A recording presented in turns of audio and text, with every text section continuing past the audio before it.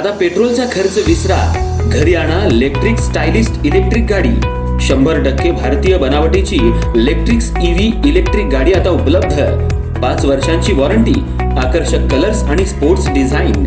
एकदा चार्ज करा आणि 100 ते 140 किलोमीटर पर्यंत रेंज. अत्याधुनिक सर्व्हिस सुविधा, लोन सुविधा सुद्धा उपलब्ध. आजच भेट द्या साई मोटर्स, किसान चौक, इचलकरंजी. संपर्क 93 73 27 57 52 किंवा 0230 299 77 66. नो पेट्रोल नो टेन्शन, इलेक्ट्रिकचा स्मार्ट पर्याय.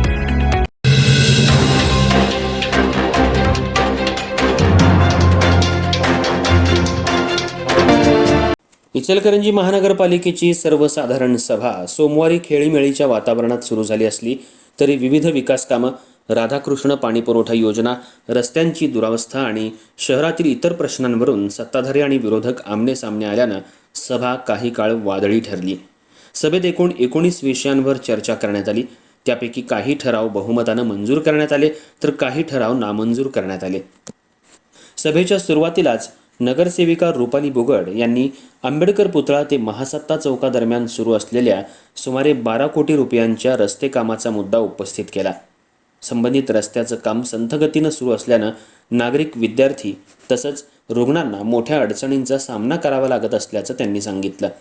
रस्ता खोदून ठेवण्यात आल्यानं पावसाळ्यात चिखल साचत असून अनेक अपघात घडल्याचा मुद्दा उपस्थित करत हे काम तातडीनं पूर्ण करून रस्ता नागरिकांसाठी खुला करावा अशी मागणी त्यांनी केली.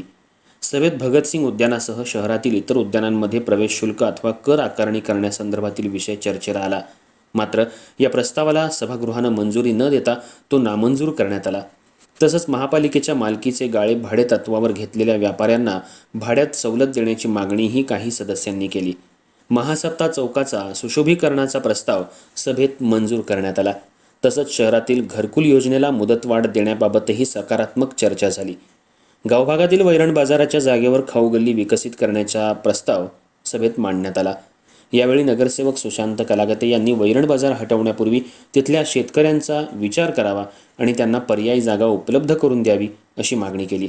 त्यावर गटनेते विठ्ठल चोपडे यांनी वैरण बाजार स्थलांतरित केला जाणार नसल्याचं स्पष्ट केलं. सभेतील सर्वाधिक चर्चेचा विषय ठरला तो राधाकृष्ण नळ पाणी पुरवठा योजनेचा.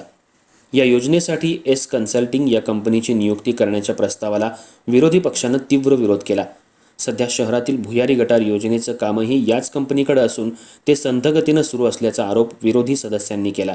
त्यामुळं पाणी पुरवठा योजनेचं कामही त्याच कंपनीकडे दिल्यास विकास कामांना विलंब होईल अशी भूमिका विरोधकांनी मांडली.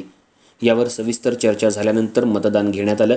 त्यात 41 विरुद्ध 12 मतांनी एस कन्सल्टिंग कंपनीला राधाकृष्ण नळ पाणी पुरवठा योजनेचं काम देण्याचा ठराव मंजूर करण्यात आला. सभेदरम्यान विरोधी पक्षनेते उदयसिंग पाटील यांनी प्रशासनावर आणि महापौरांवर प्रश्नांची उत्तरं टाळत असल्याचा आरोप केला.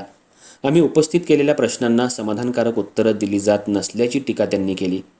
तर नगरसेवक रणजित जाधव, संजय कांबळे, मदन कारंडे आणि अमर जाधव यांनी सभागृहात विरोधकांना आपली भूमिका मांडण्याची पुरेशी संधी दिली जात नसल्याचा आरोप करत नाराजी व्यक्त केली. यावेळी महापौर उदय धातुंडे यांनी सभागृहात शिस्त राखण्याचं आवाहन करत ज्यांना बोलण्याची संधी दिली जाईल त्यांनीच विषयावर बोलावं आणि विषयांतर करू नये असे निर्देश दिले.